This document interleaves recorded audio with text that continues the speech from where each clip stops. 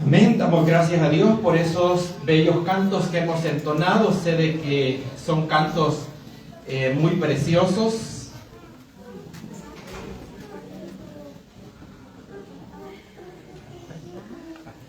Que nos traen, ¿verdad?, consuelo a nuestra vida. Nos decía nuestra amiga Lilia, ¿verdad?, de que si alguien quiere pan y café, que tienen allá por el frente, así que pueden irse acercando. El día de mañana vamos a tener otro servicio conmemorativo a las 10 de la mañana. Mi pastor René William Melara estará compartiendo la palabra de Dios con nosotros y también nos estará acompañando al cementerio, ¿verdad?, para darle sepultura a nuestro hermano Nicolás. Así que hoy en esta noche les voy a compartir un consejo de la palabra de nuestro Dios. Este consejo es para todos ustedes, porque a nuestro hermano Nicolás, ¿verdad?, ya no le podemos decir nada porque ya no nos escucha, pero los que estamos aquí en esta noche sí escuchamos bien. El tema del que quiero hablar en esta noche se llama ¿qué pasa después de la muerte? Yo sé que muchos de nosotros tenemos muchas preguntas en qué es lo que pasa después de la muerte. Y voy a tratar de responder lo mejor que pueda. Sé que el tiempo nos apremia, pero voy a tratar de cubrir esto porque quisiera que a todos ustedes les quede claro qué es lo que pasa después de la muerte. Y para esto voy a ir al Evangelio según San Juan, en el capítulo 5, verso 25 al versículo 29. La palabra de Dios la leemos de la forma que está escrita, honrando a nuestro Dios Padre, Hijo y Espíritu Santo. Y dice: de cierto os digo, viene la hora, y ahora es cuando los muertos oirán la voz del Hijo de Dios, y los que la oyeren vivirán. Porque como el Padre tiene vida en sí mismo, así también ha dado al Hijo el tener vida en sí mismo. Y también le dio autoridad de hacer juicio por cuanto es el Hijo del Hombre. No os maravilléis de esto, porque vendrá hora cuando todos los que están en los sepulcros oirán su voz. Y los que hicieron lo bueno saldrán a resurrección de vida, mas los que hicieron lo malo a resurrección de condenación. Amado y bendito Dios, le doy gracias en esta hora por su palabra, Señor, que ha sido leída. Le pido, Dios amado, que sea usted utilizando mi vida, Señor, para que esta palabra pueda llegar a los corazones, Señor, de cada uno de los que estamos en este lugar, Señor, como aquellos que nos están viendo por las redes sociales. Dios amado, le pido que sea su Espíritu Santo, Señor, llegando a lo profundo de los corazones, Dios amado. En el nombre de Jesús le doy gracias, deposito mi vida en sus manos y la vida de cada uno, Señor, de los que estamos en este lugar. Gracias. Amén y amén. Lo único bueno que el ser humano puede hacer por sí mismo es rendirle su vida a nuestro Señor Jesucristo, porque la palabra de Dios dice que ¿de qué le sirve al hombre de que se gane todo el mundo y pierda su alma? Cuando nos vamos de esta tierra, aquí queda todo, ¿verdad? Aquí queda la casa, aquí queda el dinero, aquí queda todito. Lo único que nos llevamos con nosotros es, ¿verdad?, si recibimos a Cristo en nuestro corazón, Él ha prometido guiarnos aún después de la muerte. Pero si nos vamos sin Cristo, lastimosamente vamos a ir a una eternidad separados de Dios, a una condenación segura. Porque nosotros, como seres humanos, descendientes de Adán, por quien entró el pecado a esta tierra, no merecemos la salvación. No la podemos ganar y no la podemos comprar. La salvación es un regalo de Dios. La vida no termina con la muerte. Nosotros, ¿verdad?, vamos a ir a a dejar el cuerpo de nuestro hermano el día de mañana al cementerio, pero quiero decirles de que ahí no termina todo. Y ni tampoco terminó el día de que él, ¿verdad?, falleció, porque solamente lo que ocurre es un cambio de lugar. La vida continúa de diferente forma. Y esto es porque Dios ha puesto eternidad en el corazón del hombre. A veces nosotros decimos de que una persona tuvo una muerte natural. Decimos así cuando la persona falleció por una edad avanzada o falleció por una enfermedad. Decimos murió por causas naturales. Y una persona que muere a raíz de algún accidente, quizás de vehículo o una muerte violenta, decimos pues no fue una muerte natural.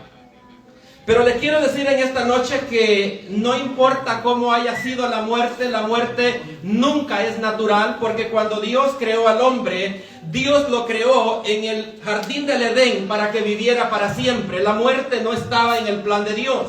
La muerte entró como resultado del pecado de Adán y de Eva. Así que eso no estaba contemplado. Y por eso es verdad de que nunca es natural la muerte, no importa cómo haya venido. Si vino a raíz de una enfermedad, de lo que sea.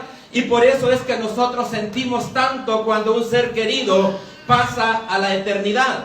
Porque todos nosotros, Dios ha puesto eternidad en el corazón de cada uno de nosotros. Por eso es que ninguno de nosotros se quiere morir, ¿verdad? Todos quisiéramos ser eternos en esta tierra, si fuera posible. Pero Dios en su misericordia no nos permite que seamos eternos y este cuerpo necesita pasar, ¿verdad?, por el proceso de morir y resucitar nuevamente, pues para estar con Dios por toda la eternidad o para estar separados de Él. Eclesiastés en el capítulo 3 y el versículo 11 dice: todo lo hizo hermoso en su tiempo y ha puesto eternidad en el corazón de ellos, sin que alcance el hombre a entender la obra que ha hecho Dios desde el principio hasta el fin. Dios ha puesto eternidad en el corazón de cada uno de nosotros, aunque nosotros, ¿verdad?, nunca vamos a poder alcanzar a entender a Dios, porque nosotros somos seres humanos con una mente finita, con una mente limitada. Nosotros jamás vamos a poder entender a un Dios con una mente infinita y una inteligencia ilimitada. Así que nuestra alma o nuestro espíritu, voy a usar estas dos palabras de manera intercambiables, alma y espíritu, porque en el griego, en el Nuevo Testamento, se usa la misma palabra para las dos cosas, que es neuma. En el Antiguo Testamento también, en las escrituras hebreas, se usa de manera intercambiable. Y así que cuando diga alma o diga espíritu, me estoy refiriendo a lo mismo. Cuando el ladrón en la cruz se arrepintió de sus pecados y le pidió perdón a nuestro Señor Jesucristo, la respuesta de nuestro Señor fue: ciertamente te digo que hoy estarás conmigo en el paraíso. No le dijo después de 10 años, después de 15, después de esto, porque fijémonos bien, de que el ladrón en la cruz estaba clavado porque a este ladrón lo agarraron con las manos en la masa, ¿verdad?, robando, y por eso fue que lo colgaron, porque él era culpable. Entonces él estaba en la cruz pagando los pecados que él había cometido. Y vemos, ¿verdad?, qué precioso es el Evangelio, porque nuestro Señor Jesucristo le dice a este ladrón: ciertamente hoy estarás conmigo en el paraíso. No le dijo: mira, tenés que ir a pagar unos cuantos pecaditos, ¿verdad?, allá por otro lado, y cuando termines de pagar tus pecaditos, entonces nos vemos en el paraíso. Sino que de una vez nuestro Señor le dijo de que estaría, ¿verdad?, con él en el paraíso en el momento que este ladrón cerrara los ojos en este lado de la eternidad, los estaría abriendo al otro lado de la eternidad con nuestro Señor Jesucristo. La muerte física es el acto de la separación del cuerpo y el espíritu. Cuando él falleció, lo que pasó fue que el espíritu que había dentro de él salió del cuerpo. Así que el que muere es el cuerpo, no es el espíritu. El espíritu simplemente pasa a otro lugar, a otra forma de vida diferente. Y eso quiero que nos quede bien claro, que cuando nosotros morimos hay dos maneras que podemos vivir nuestra vida al otro lado cuando pasamos a la eternidad. La muerte física es la separación del espíritu y del cuerpo, pues sabemos de que el cuerpo se descompone, se desintegra, pero nuestra alma pasa a la eternidad. La muerte espiritual es la separación de Dios y nuestro espíritu. Si nosotros hemos nacido de nuevo y Cristo vive en nosotros, nosotros estamos vivos espiritualmente. La Biblia dice en Efesios capítulo 2 que cuando nosotros no habíamos venido a Cristo, estábamos muertos en delitos y pecados, estábamos muertos espiritualmente. Así que quiero tocar sobre unos cuantos puntos, ¿verdad? Y uno de ellos es de que la muerte no es el fin de la existencia, que hay un juicio final, que hay dos formas de existencia más allá de la tumba y que hay dos destinos que nosotros elegimos. Nuestro destino dependerá de nuestra relación con Cristo o por la falta de ello. Así que todos nosotros somos personas eternas, sean cristianos o no, nuestro espíritu vive para siempre. Por eso dijo Jesús: yo soy la resurrección y la vida, y el que cree en mí, aunque esté muerto, vivirá. Hechos capítulo 17, versículo 30 al 31 nos dice: pero Dios, habiendo pasado por alto los tiempos de esta ignorancia, ahora manda a todos los hombres en todo lugar a que se arrepientan, por cuanto ha establecido un día en el cual juzgará al mundo con justicia por aquel varón a quien designó, dando fe a todos con haberle levantado de los muertos. Así que Dios, ¿verdad?, ha establecido un día que va a juzgar al mundo entero a través de nuestro Señor Jesucristo. Dice que habiendo pasado los tiempos de la ignorancia, Dios ha asignado un día que nos va a juzgar a cada uno de nosotros. Y este juicio va a ser algo tan serio, mucho más serio de lo que muchos de nosotros nos imaginamos. Nos dice Mateo en el capítulo 12 y el versículo 36: mas yo os digo que de toda palabra ociosa que los hombres hablaren, de ella me darán cuenta en el día del juicio. Quiero decirles de que a nosotros nos están filmando las 24 horas del día, 7 días a la semana, ¿verdad? Aquellas cosas que nosotros hacemos, que solo nosotros sabemos, ¿verdad?, que están en lo secreto de nuestro corazón. La Biblia dice de que en el día del juicio los secretos del hombre van a ser sacados a la luz y van a ser juzgados. Por eso es de que el Evangelio es una buena noticia, ¿verdad?, para todos los seres humanos, porque Cristo Jesús vino a esta tierra a morir por nosotros los pecadores, a dar su vida, a pagar esa deuda que usted y yo debíamos de pagar. Y estos juicios nos muestran a nosotros de que nuestro Dios, ¿verdad?, es un Dios justo y que Dios lleva el registro de lo que cada ser humano hace. A veces nosotros pensamos que cuando una persona comete algo malo y la justicia terrenal no lo agarra, pensamos de que se salió con la de él. Y puede ser que se escape de la justicia terrenal, pero quiero decirle que de la justicia celestial jamás se va a poder escapar el ser humano. Porque todos nosotros, dice la palabra de Dios, que estamos desnudos delante de Dios. Y a Dios le da lo mismo la noche que el día. Si pecamos de noche o pecamos de día, a Dios le da lo mismo. No hay diferencia, ¿verdad? Y no importa para dónde nos vayamos a pecar, porque la palabra de Dios dice de que si nos vamos a lo profundo de la mar, dice que ahí Él está. Si nos vamos, ¿verdad?, al espacio, allá Él está. Si nos vamos al oriente, allá Él está. Si nos vamos al occidente, pues también. No hay lugar donde nosotros nos podamos esconder de la presencia de nuestro Dios. Y la cosa es de que dice la Biblia de que Dios no hace acepción de personas. Dios nos va a juzgar por igual a todos, ¿verdad? Así que todo pecado que el ser humano ha cometido tiene que ser pagado. Y solamente hay dos opciones de cómo ese pecado puede ser pagado. Una de ellos es de que lo va a pagar usted y yo, o vamos nosotros a rendir nuestra vida a Cristo en fe y en arrepentimiento, y entonces Cristo es el que paga por nuestros pecados. Así que somos nosotros los que decidimos cómo nos queremos presentar delante de Dios.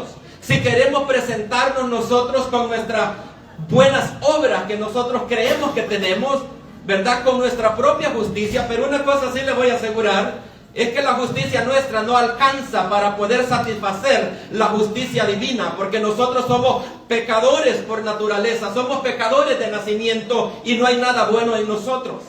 Dice Isaías en el capítulo 64 y el versículo 6 que nuestras buenas obras son como trapos de inmundicia delante de un Dios santo. No hay nada que nosotros podamos hacer. Quizás les voy a poner un ejemplo. Nosotros podemos decir, esta persona ya se ganó el cielo porque hace buenas obras, porque hace esto y lo otro. Y les voy a poner, digamos, un ejemplo quizás que yo pudiera hacer acá, ¿verdad? Con ustedes. Yo pudiera quizás ver a una persona necesitada y pueda ser de que, ¿verdad?, me da compasión y le doy $10. Y ustedes van a decir, qué buena persona es él porque le dio $10. Pero yo les quiero decir de que si yo obtuve esos $10 fue porque Dios me dio la fuerza para yo poder trabajar y para poder ganármelos. Fue Dios el que puso en mi corazón que yo le pueda regalar esos $10 a esa persona. Es Dios el que me da la fuerza para que yo se los pueda llevar y se los entregue en la mano. Entonces dígame usted, ¿cuál es el crédito que yo gano de eso? Nada, ¿verdad? Porque fue Dios el que me dio todo. Entonces eso es lo que pasa con las buenas obras que nosotros hacemos. Todo lo bueno que usted y yo podemos hacer, el crédito se lo lleva nuestro Dios y no lo recibimos nosotros. Entonces dígame usted, ¿cómo Dios le va a recompensar algo a usted que no lo hizo usted? Lo hizo Él en usted. Por eso es que dice la palabra de Dios, de que Dios quiere que nosotros como hijos de Él hagamos buenas obras para que Dios sea glorificado a través de nosotros. Así cuando yo le puedo dar $1 o $10, lo que sea a una persona, esta persona puede decir, gracias Padre, porque tú le pusiste en su corazón que me diera a él esos 10 pesos. Gracias Padre, porque tú le diste a él la fuerza para que se ganara ese dinero. Así que, ¿cuál es el crédito que agarro yo? Por eso es que el apóstol Pablo nos dice en su palabra que ¿dónde pues queda la jactancia, verdad? Cuando nosotros venimos a los pies del Señor. ¿Quién de nosotros puede jactarse de ser cristiano? Ninguno. No, porque la salvación es un regalo de Dios, ¿verdad? Si la salvación nosotros la podemos ganar haciendo buenas obras, entonces nosotros tenemos de qué jactarnos. Pero como es un regalo de Dios, pues no hay forma que nosotros podamos tomar crédito de esto. En los versículos 28 y 29 que acabamos de leer, nos dice de la siguiente manera: no os maravilléis de esto, porque vendrá hora cuando los que están en los sepulcros oirán su voz. Los que hicieron lo bueno saldrán a resurrección de vida, mas los que hicieron lo malo a resurrección de condenación. Así que todos, ¿verdad?, los que estamos acá un día vamos a morir. Y todos nosotros vamos a salir de la tumba también, vamos a resucitar. Y la Biblia dice que cuando resucitemos hay dos grupos, ¿verdad? Hay un grupo, ¿verdad?, que va a salir para vida eterna con Dios. Y va a haber otro grupo que va a salir para resurrección de condenación. Así que hay dos formas de pasar la vida después que morimos. Y nosotros elegimos aquí, en este lado de la eternidad, a dónde queremos ir a pasar todo ese tiempo. Así que la palabra de Dios dice, ¿verdad?, de que hay resurrección de justos y hay resurrección de injustos. Usted puede decir, los justos son los que hacemos buenas cosas. Los injustos pues son los que mataron, los que robaron, los que hicieron esto. Pero yo que no he matado a nadie, pues yo me considero, dice uno, entre los justos. Pero le voy a decir de que Dios no nos ve de esa manera. Dios dice que por cuanto todos pecaron, todos están destituidos de la gloria de Dios. Romanos capítulo 3, versículo 10 al 18, nos da Dios, ¿verdad?, una descripción de nuestra condición espiritual. Empezando por el versículo 10, dice que no hay justo ni a uno, no hay quien haga lo bueno, no hay quien busque a Dios. Dice que con esta lengua nosotros maldecimos, que estamos llenos de amargura en nuestro corazón. Quebranto y desventura es lo que hay en nuestros caminos. Dice que en nuestros ojos no tenemos temor de Dios. Y quizás usted puede decir, pero yo no soy de esas personas que menciona ahí. Yo no he hecho, ¿verdad?, no he derramado sangre, como dice esos versículos. Pero quiero decirle de que La semilla del pecado ya la heredamos nosotros de Adán. Si quizás no hemos matado a nadie porque no se ha dado la circunstancia, ¿verdad? O las razones que pudiéramos decir nosotros para hacerlo. Si nosotros con un poquito de cizaña que el diablo nos mete en la cabeza, nosotros somos capaces de hacer cualquier cosa, hasta cosas peores de lo que nos dicen, ¿verdad?, estos versículos.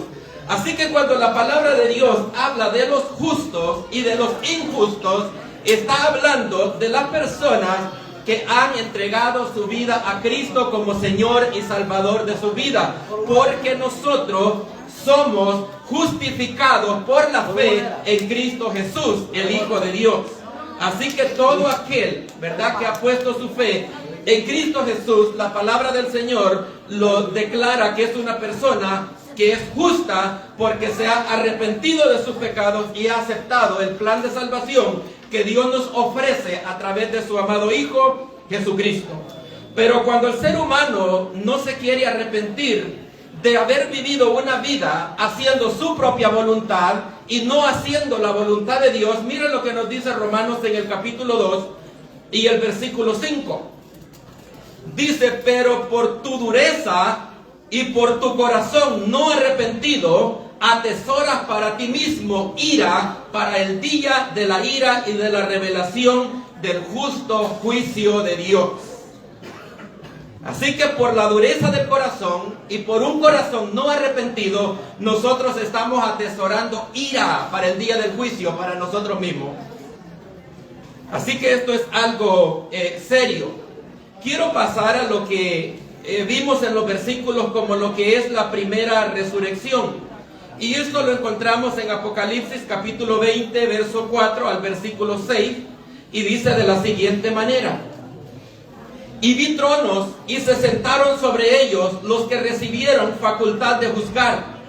Y vi a las almas de los decapitados por causa del testimonio de Jesús y por la palabra de Dios, los que no habían adorado a la bestia ni a su imagen, y no recibieron la marca en sus frentes ni en sus manos, y vivieron y reinaron con Cristo 1000 años. Pero los otros muertos no volvieron a vivir hasta que se cumplieron 1000 años. Esta es la primera resurrección. Bienaventurado y santo el que tiene parte en la primera resurrección. La segunda muerte no tiene potestad sobre estos, sino que serán sacerdotes de Dios y de Cristo y reinarán con Él por 1000 años. O sea que aquí es lo que se describe, lo que la Biblia le llama la primera resurrección, en Apocalipsis 21, ¿verdad?, en delante. Así que nosotros vemos de que esta resurrección la experimentan todos aquellos que han recibido a Cristo como Señor y Salvador de su vida. Pero todos aquellos que se han negado a recibir a Cristo como su Salvador, dice la Biblia que esos no vuelven a vivir hasta que se hayan cumplido 1000 años más tarde, mientras que después que Cristo termina de reinar sobre esta tierra. Así que cuando nosotros, ¿verdad?, resucitemos, dice la palabra de Dios de que vamos a tener cuerpos glorificados, cuerpos como los que tenía nuestro Señor Jesucristo. Ahora nosotros tenemos cuerpos débiles, ¿verdad? Cuerpos que se enferman y al final, pues, ¿verdad?, morimos. Pero cuando nosotros resucitemos vamos a tener cuerpos de que no se enferman. Vamos a tener, ¿verdad?, quizás pongamos así una versión actualizada y mejorada de lo que somos cada uno de nosotros. Jesucristo tenía un cuerpo físico en el cual Él pudo mostrar las marcas de los clavos en sus manos, ¿verdad? Pero era un cuerpo que era capaz de poder traspasar puertas. Él podía entrar a un cuarto aunque las puertas estuvieran cerradas. Así que esto, ¿verdad?, es lo que se cree de que vamos a tener los que resucitemos, ¿verdad? Vamos a tener un cuerpo glorificado, un cuerpo perfeccionado, un cuerpo que ya no tendrá más los deseos pecaminosos, porque Dios, ¿verdad?, lo ha limpiado de una manera completa. Así que Jesús le pudo decir esto a los discípulos, de que vieran, ¿verdad?, que Él tenía todas las marcas en su cuerpo. Quiero que veamos uno de los dos lados donde una persona puede ir después que muere. Vamos a ver la historia o la parábola, podemos decirlo, ¿verdad? No es, en realidad esto es algo real que pasó con un hombre rico, y vamos a ver ahorita un lado de los dos donde cada ser humano va a ir a pasar la eternidad. Así que usted va, después que usted escucha esto, ¿verdad? Creo que va a tener una mejor idea para que pueda elegir dónde la quiere ir a pasar, ¿verdad? A ver cuál de los dos le gusta más. Lucas capítulo 16, versículo 19 al 31, Jesús nos habla que había un hombre rico que se vestía de púrpura y de lino fino. Dice que hacía cada día banquete con esplendidez, y había también un mendigo llamado Lázaro, que estaba echado a la puerta de aquel lleno de llagas, y ansiaba saciarse de las migajas que caían de la mesa del rico, y aún los perros venían y le lamían las llagas. Y aconteció que murió el mendigo y fue llevado por los ángeles al seno de Abraham. Murió también el rico y fue sepultado. Y en el Hades alzó los ojos, y estando en tormentos, y vio desde lejos a Abraham y a Lázaro en su seno. Entonces, dando voces, dijo: Padre Abraham, ten misericordia de mí, y envía a Lázaro para que moje la punta de su dedo en agua y refresque mi lengua, porque estoy atormentado en esta llama. Pero Abraham le dijo: Hijo, acuérdate que recibiste tus bienes en tu vida, y Lázaro también males. Pero ahora este es consolado aquí y tú atormentado. Además de todo esto, una gran sima está puesta entre nosotros y vosotros, de manera que los que quisieran pasar de aquí a vosotros no pueden, ni de allá para acá. Entonces le dijo: Te ruego pues, Padre, que le envíes a casa de mi padre, porque tengo 5 hermanos, para que les testifique, a fin de que no vengan ellos también a este lugar de tormento. Abraham le dijo: A Moisés y a los profetas tienen, óiganlos.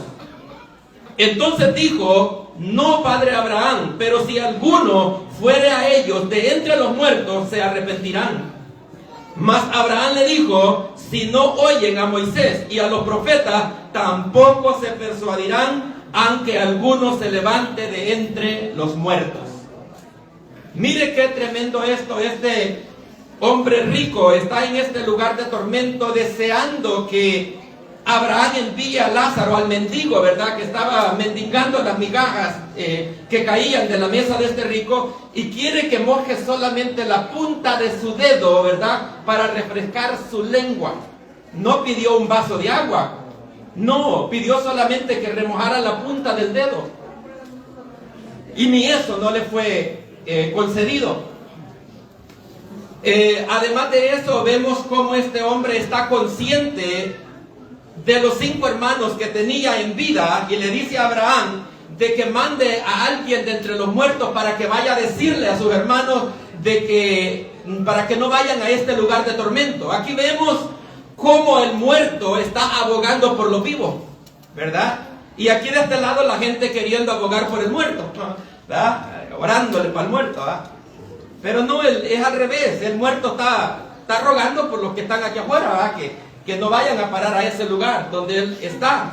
Pero vemos de que Abraham le dice de que aunque uno de los muertos salga, ellos no van a creer. Entonces le dice a Moisés: allá tienen a la ley y a los profetas, tienen a Moisés, que lo oigan a ellos. Pero Moisés ya se había muerto para ese tiempo. Lo único que había quedado era la palabra de nuestro Dios, y era la Biblia la que ellos tenían que leer, lo mismo que cada uno de nosotros hoy. El otro lado donde también, ¿verdad?, el ser humano puede vivir, así que este es uno. Ahora vamos a ver el otro. Aquí podemos ver en Apocalipsis capítulo 6, verso 9 al versículo 10, dice que cuando abrió el 5º sello, vi debajo del altar, dice, las almas de los que habían sido muertos por causa de la palabra de Dios y por el testimonio que tenían. Y clamaban a gran voz diciendo: ¿hasta cuándo, Señor, santo y verdadero, no juzgas y vengas nuestra sangre en los que moran en la tierra. Estos fueron personas santos, ¿verdad? En el tiempo de la tribulación, que todavía no hemos llegado, murieron. Y ellos están pidiéndole a Dios de que vengue la sangre de los que los mataron a ellos por causa del testimonio de nuestro Señor Jesucristo. Entonces lo que vemos aquí es que en ambos lados, ¿verdad?, las personas están totalmente conscientes de todo lo que quedó aquí en esta tierra. Así que, ¿verdad?, es probable de que Él sabe de que un día de esto, ¿verdad?, nosotros estaríamos velando su cuerpo acá, y Él sabe bien eso claritamente, de que probablemente hoy o mañana, ¿verdad?, nosotros estamos acá velando y que el cuerpo, ¿verdad?, va a ir a enterrarse, pero Él está tranquilo en otro lugar mejor, ¿verdad? No porque lo digo yo, sino porque la palabra de Dios así lo dice, que todo aquel que cree en el Hijo tiene vida eterna, dice la palabra de Dios. Pero el que rehúsa creer en el Hijo de Dios dice que no verá la vida, sino que la ira de Dios permanece sobre él. Dice que el que cree en el Hijo de Dios no es condenado, pero dice que el que rehúsa creer en el Hijo de Dios ya ha sido condenado por cuanto no ha creído.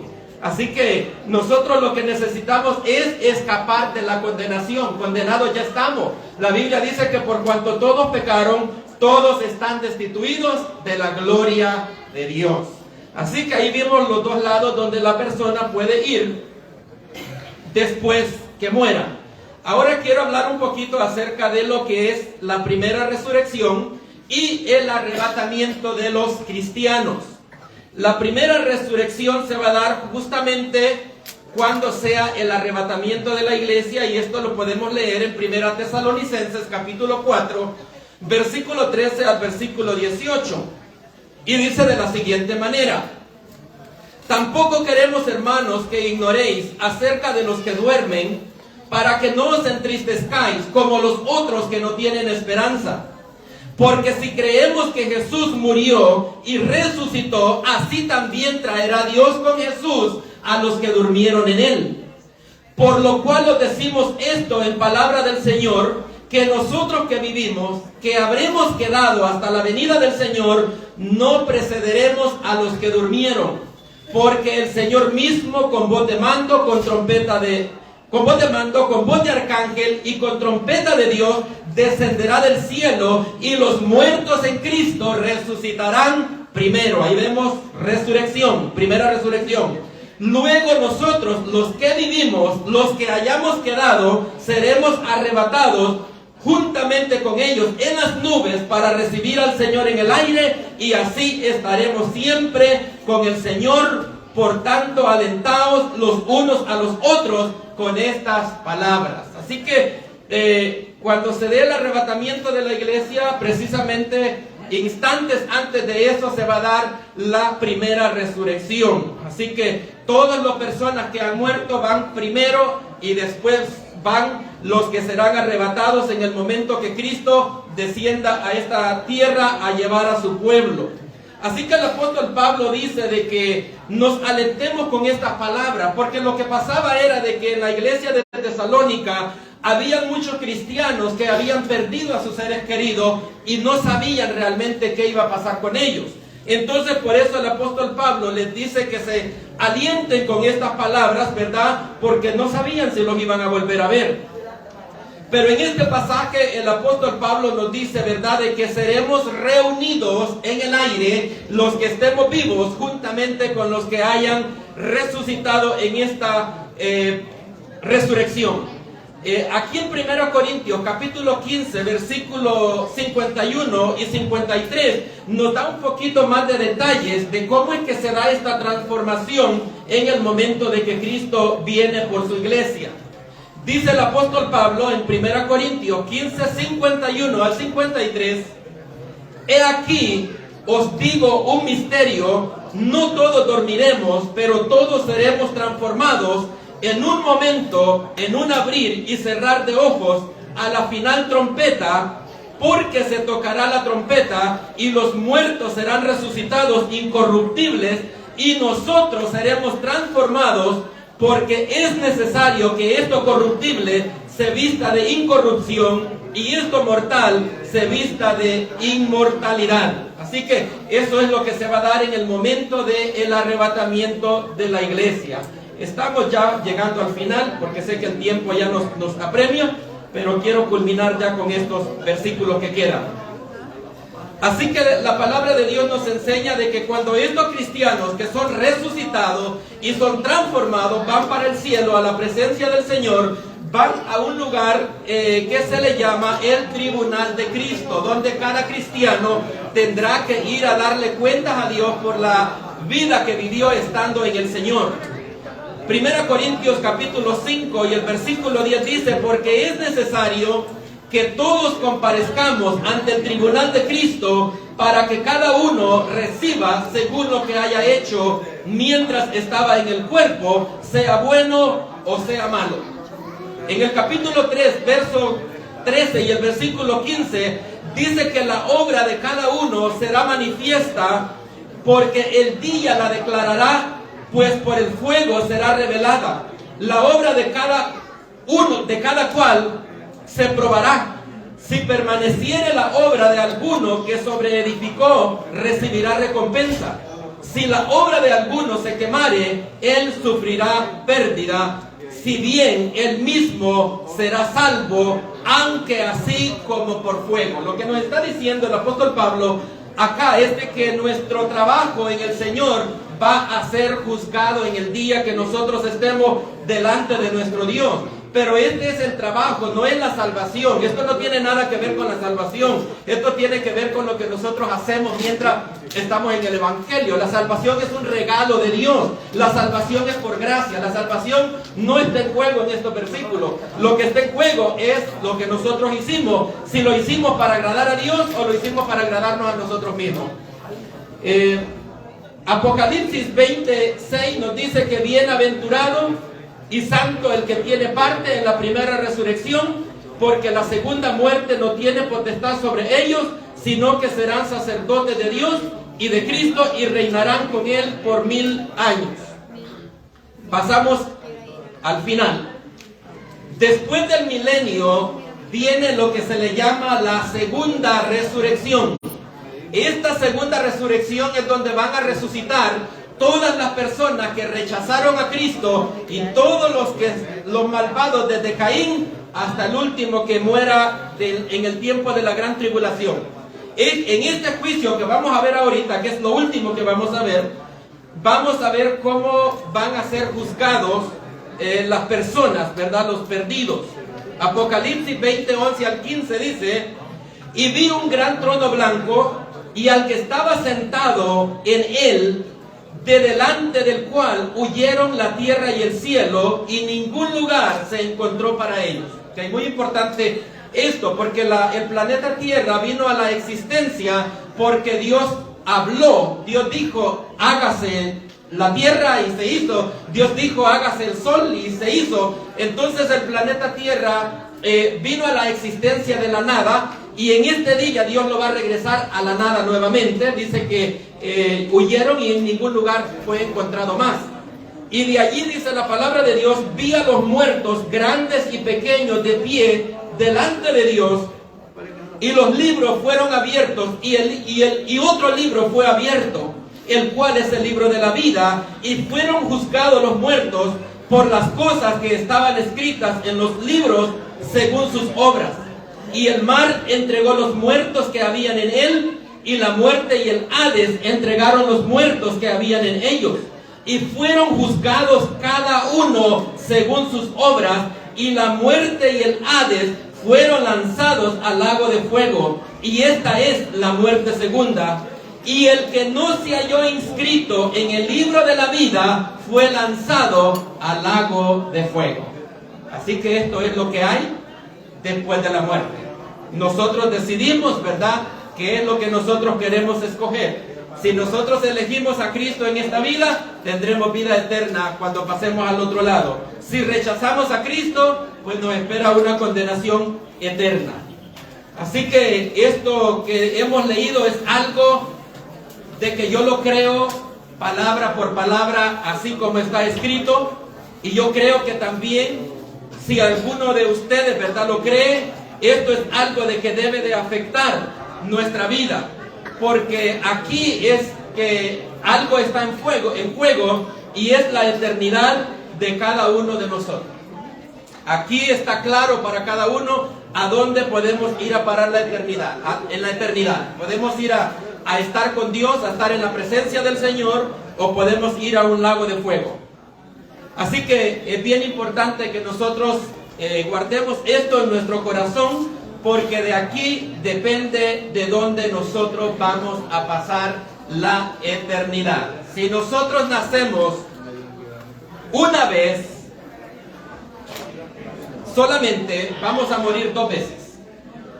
Si nosotros solamente nacemos de la carne, nacemos de la mamá, nos va a tocar que morir 2 veces, porque vamos a morir físicamente y vamos a morir espiritualmente también, en una eternidad alejados sin Dios.